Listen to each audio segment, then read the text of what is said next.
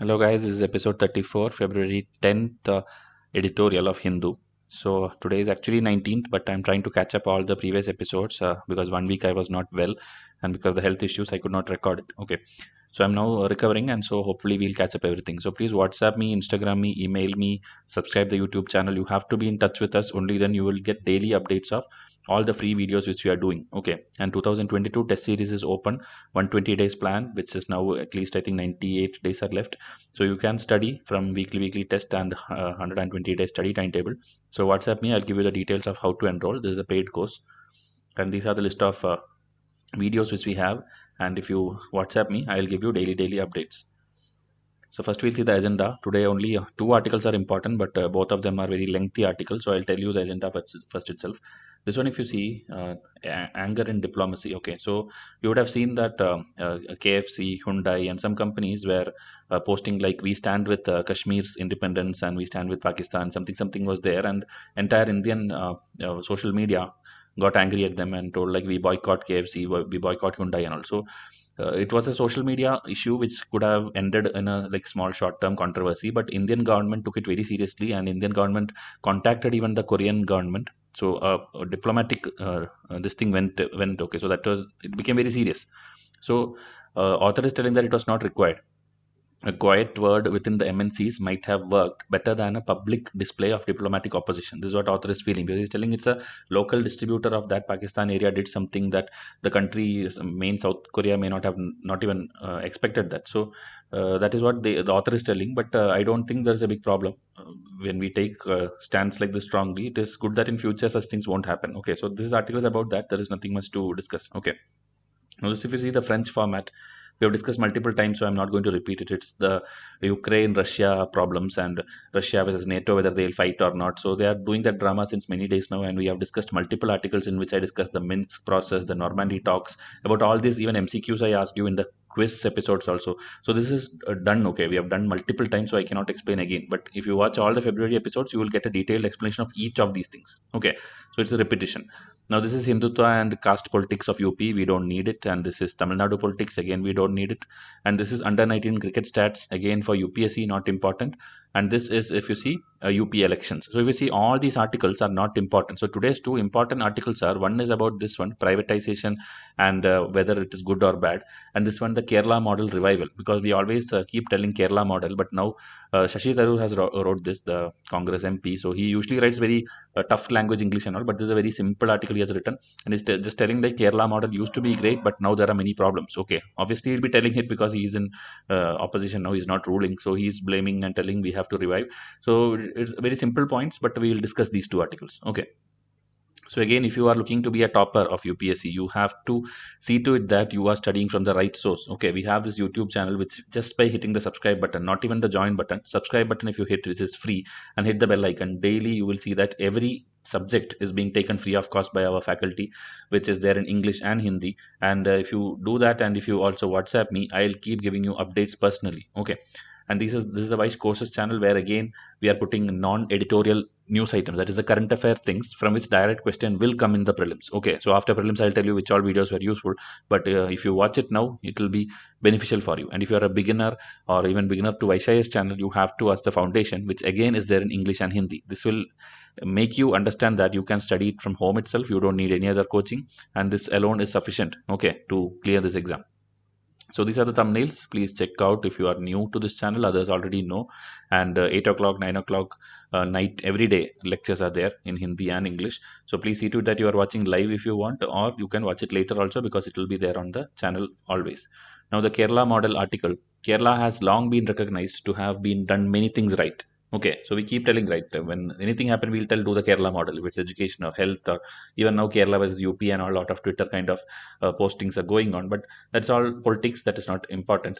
So now if you see health, education, everything used to be good. Okay, we were comparable even to richer countries. When we compare one state of Kerala, when we compare to rich countries, this is having a better model. Okay, but in recent past there is a debate, there's a different debate, like our unemployment problems. Okay, in Kerala there is actually no proper employment opportunity. There is no proper growth in agriculture or industry or anything. The only thing they have is human capital, which they are exporting to outside countries like Gulf countries and USA and other countries. And we are Kerala is over dependent on remittances. Okay, so can you build high growth with this kind of things? This flimsy basis is telling you are selling all our human capital to other countries and depending on remittances, but here there is no job. Is this sustainable in the long run?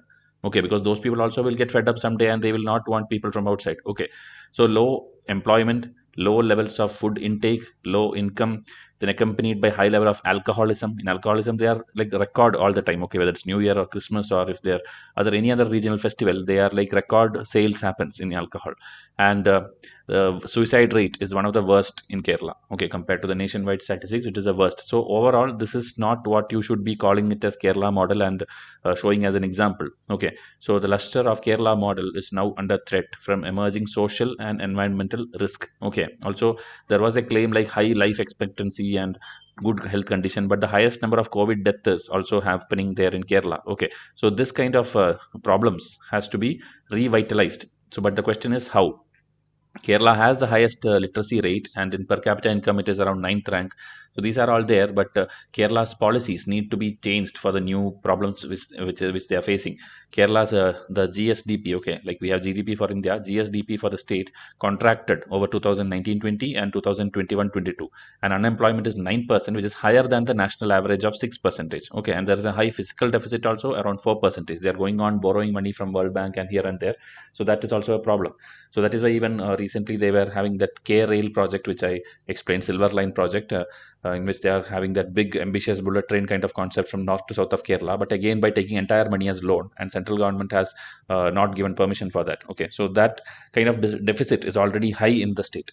Now, socio-economic investments, that is smarter investments should come, better governance should come, and the environment also should be parallelly taken care. Okay, and the higher education, so tourism, these are the things which they can actually build upon because they already have the base. The education levels are already good for primary classes, so higher education would be better. Vocational training has to be improved. The modern workforce, whatever the requirement for the modern workforce, that skills training has to be given. Tourism, which already Kerala is called as God's own country, and also for that they have to invest a lot in tourism and hospitality and bring or invite more people to come there for tourism. Okay, so these all will create meaningful employment and raise incomes. So again, focus should be on quality of health and education. One slide I'll tell you about both. So basic education should continue to be the priority, but higher education also should be good, given improvement, because it presents a pivotal opportunity, okay, to keep Kerala on the global stage. We have high human capital and high population mobility also, and if played right, Kerala could become a regional, if not national, center for tertiary education. Okay, like if you see marine biology, healthcare, digital technology, all these things, because Kerala, already is the first Indian digital state because of the highest share of household with personal computers, internet connections, mobile phone penetration, digital literacy. They, like in one family, if it's a father, mother, even grandparents, they all know to use mobile. Okay, like I'm not telling everyone, but majority compared to other states, Kerala people have digital literacy more. Okay, so this you have to capitalize, this you have to boost more, and the usage. Okay, the central government, whatever e-Sanjeevani, telemedicine portal, all these things are being implemented successfully in Kerala. Okay, so this kind of things you have to again learn, for instance, from the Singapore's new generation of healthy apps, technologies and all, and you can improve on education model again.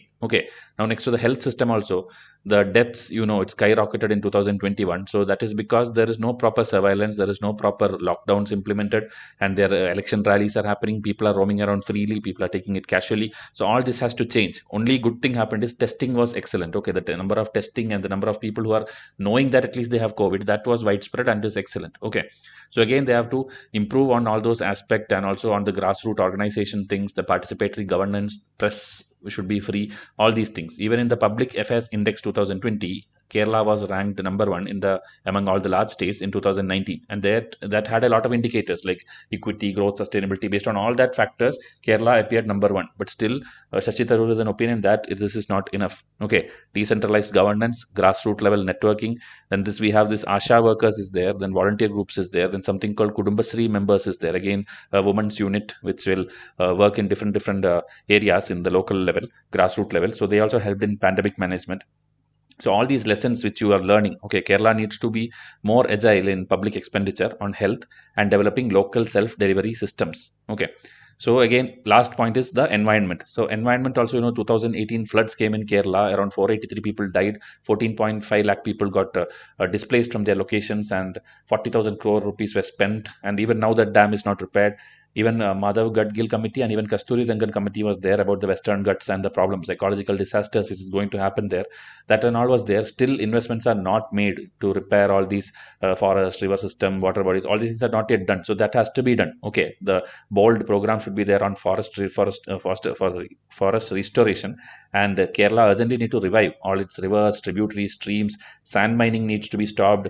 Water management system has to be done properly. The dams has to be desilted. So everything which is related to this dam and water and Western Ghats has to be worked upon. Okay, the freshwater supply, the water containment, domestic waste and industrial effluents, all are general problems, So that's why I'm telling Shashi Tharoor, I'm first time writing a very simplistic article. Okay, because he's just pointing out simple points rather than going into philosophical angle. So this way he has stated all these problems which Kerala has, and so it is time for revival and open our mental horizons to the world, change the perceptions of the state in our extremely politicized environment. Okay, their hartals, this band or whatever strikes, these kind of things is like highest in Kerala, I think, compared to any other state. Okay, for any small reason, one party will do strike, and that day a single vehicle, nothing can get out. Okay, because they'll break all the vehicles if anybody tries to open a shop or go on a vehicle. Okay, so that kind of very notorious hartals happen there. So that and all has to stop, because that is driving away investment. People are afraid to start an industry there. So political parties may differ on all these things, but they have to keep away the differences aside and have to work towards a better Kerala. Okay, so he is giving a quote also. Srinarayana Guru, you would have studied in your spectrum also. He's a Kerala person of that time who worked on caste reforms. So his one statement is there, which means whatever his religion, it is enough that a man be good. Okay, this is written in the Malayalam language. So that means whatever his religion, it is enough that the man be good. So same way, Shashi Tharoor wrote it instead of this. Actually, this madam, this word means religion. Okay, meaning whatever religion, this Manushyan means the person should be good. Same way, instead of that madam religion, he replaced it with Rashtriya. Rashtriya means the politics. Okay, so whatever is the politics, it is enough that the country be better. Okay, so whatever the religion, man be good. Whatever the politics, country be good. This is what he told about Kerala model, and this is how ending. Okay, the article. Now the second article and the last article for today, privatization. So this, if you see, India's fiscal deficit is expected to be 6.8% of the GDP, that is around 15.06 lakh crore. So that is a very huge fiscal deficit in the central level. In the state level also, it's around 12.7% of GDP. And if you see the budget allocation also, for Manrega kind of scheme, only 73,000 crore, but for defense and all, we are putting 4.78 lakh crore. Okay, so this also is a kind of thing which is not what is the need of the hour. Okay, India needs employment, India needs salaries to be paid to the Manrega workers, so more money has to be going there. Okay, and privatization is the solution, is what everybody tells. Okay, everybody agrees to that. When private people come, they will be faster, they will look for profit, they will mechanize everything, and everything will be good. But now some case studies, they are showing that it is not true. Okay, they are telling that there is no much difference if whether PSU works or private sector works.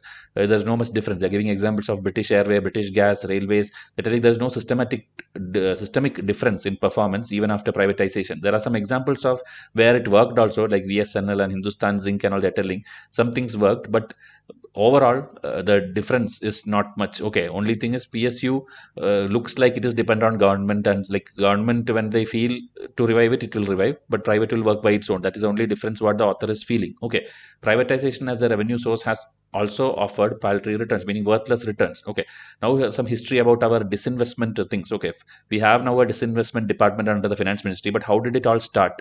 Disinvestment Commission under the Ministry of Industries was set up in 1996. Okay, and to provide inputs on which firms to privatize. So disinvestment is that only, like you privatize some, take like suppose Air India or BSNL, you privatize it. So that how much should be the target? Like this year we should get 1 lakh crore, or we should get this much 1,000 crore, and whether we'll achieve it. That and all is decided by this disinvestment commission. Okay, so in over a 5 to 10 year period. Okay, this is how it started in 1996. But problem is this commission got dissolved by 1999, and later under the Ministry of Finance, now a separate department was started, Department of Disinvestment. Later even it became a separate ministry, like Ministry of Disinvestment in 2001. Okay, during Vajpayee's time. But after that again it got downgraded back to a department alone. So now if you know, under finance we have 6 departments, out of which one department is the DIPAM. Okay, Department of this thing. Okay, investment disinvestment related thing. So now privatization as a policy has also singularly failed to raise significant fund. If you see whatever they predicted, like this much fund will raise to privatization, that did not come, it seems, because in FY11 and FY20 they are giving examples. 22,000 something crore was raised against a target of 40,000 crore. Meaning first they told we will sell things in such a way that we'll get at least 40,000 crore, but you got only this much. Even in FY20, 1 lakh crore was targeted, but only 50,000 crore was raised. Okay, so this kind of difference is there. So there are social constraints, institutional constraints, and India's ability to privatize firm will continue to be slow in the future. That is what the author is suggesting. So perhaps it's time to consider other options. Okay, so outright privatization, meaning you are not giving any equity of a company, or you are not like still by keeping 50+ percentage to government and just 10% dilution. That is not what is being done. You are doing outright privatization, means full. But that may not necessarily make sense. Simply giving away the entire thing to private may not work. Air India aside, they are telling, okay, Air India aside, other things, whenever you try to privatize and all, most companies are not even interested. Okay, most gas and oil companies of government, the private firms are not even interested. Okay, maybe only single bid will come. After that, they don't even argue for it. Nobody wants it. Okay, so even rail route they tried privatizing, but only for 3 route interest came. Okay, people wanted, the firms came only for 3 route. So that is why this model may not work in the long run. Okay, because they are not working, the industries are not working, so private firms also don't want to take it and repair. Then there is a problem with valuation. So this number and valuation game and all, you don't have to study, but they're telling the Maruti model and all, where earlier Maruti and Suzuki had a joint venture kind of thing, and later Suzuki got up to 26% shareholding, but still it looked like Suzuki was in greater control because it was promoting all the greater exports and all these things, global models and all bringing to India.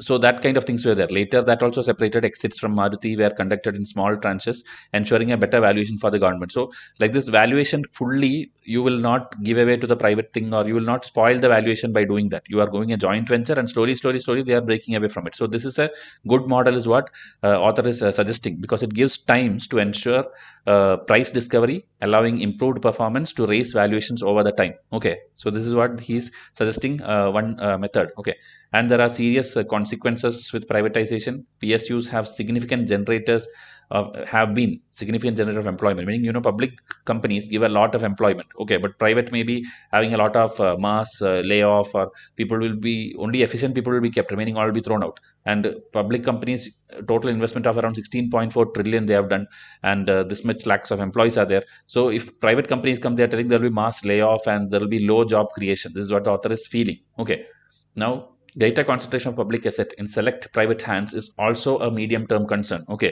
like like most of the revenue, 70% of the profit generated in the corporate sector in FY20 were just from 20 firms. Okay, so this kind of thing is called oligopoly. Oligopoly means like monopoly means, right, it's like one company ruling. Okay, oligopoly means a group of companies a small group of companies are the ones who are getting all the profit. They are the ones who are controlling the full sector. Okay, so like cigarette companies, if you see, it's like one company dominating entire thing. Okay, 77% of the market share is with one company. Paint is like 40% is with one company. Then airport, then telecom, we have only 3 players left now. Earlier we used to have many companies. So like that it used to happen. Okay, such concentration mixed with privatization of public asset is likely to lead to higher usage fee. Okay, so things will come, inflation will come, problems will come. So later these private companies will start ruling and they will charge whatever they want. Okay, so government will lose the entire strategic control.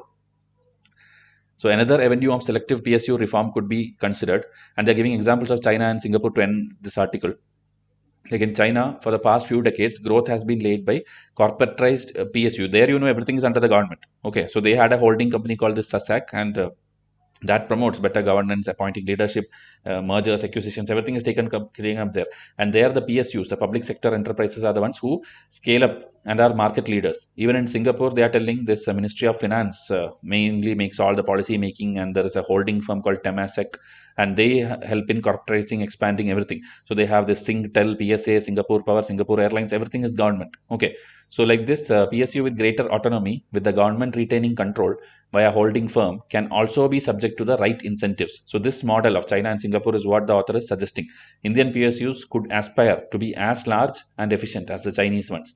The time has come to take a relook at privatization. Okay, like we have this loan write-off and then populist giveaways. Election time we give a lot of benefits, tax breaks. Okay, all these things is like temporary. A hunt for immediate revenue should not overshadow the long-term interest of the ordinary Indian. So there's a very interesting line you can use for your answers. Okay, like for immediate revenue, you're doing disinvestment and all these things to give away the burden from the government, but that will not be good for the long term for the ordinary Indian. Okay, so these are the two articles for today. Again, if you're looking for test series, please WhatsApp me in this number, and I expect you to subscribe. Okay, please subscribe this channel and hit the bell icon. We want your support. Each subscription you do, we give more and more free videos every single day. Okay, so WhatsApp me, Instagram me, and subscribe to both these channels. Thank you and have a nice day.